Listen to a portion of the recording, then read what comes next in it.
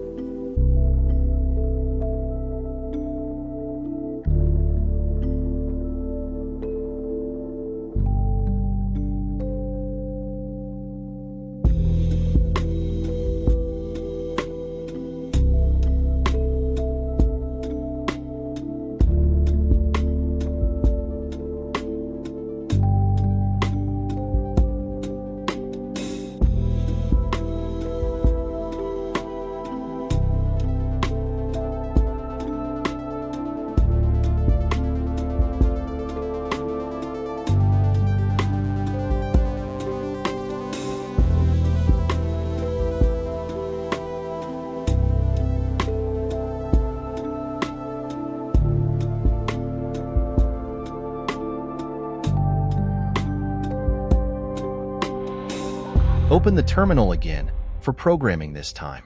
Do ls. Press CD wiring pi / to open. Do ls again. Then before doing CD, press mkdir with your directory name as LED blink and enter for making that directory. Then open that with CD your directory name / enter. Within that, make and open a file with .c extension. Write your program without errors as shown here. Then save and exit by pressing Ctrl+X followed by Y and enter. Then compile it as shown with correct spelling of header file and linking. If there are errors, those are prompted for correction by repeating necessary steps already shown. On-compilation programs can be run on Raspberry Pi boards by pressing sudo /blink as file name without extension. Until then, the file remains saved in the system as document. Please like, subscribe and follow to support more of these. Thank you for watching.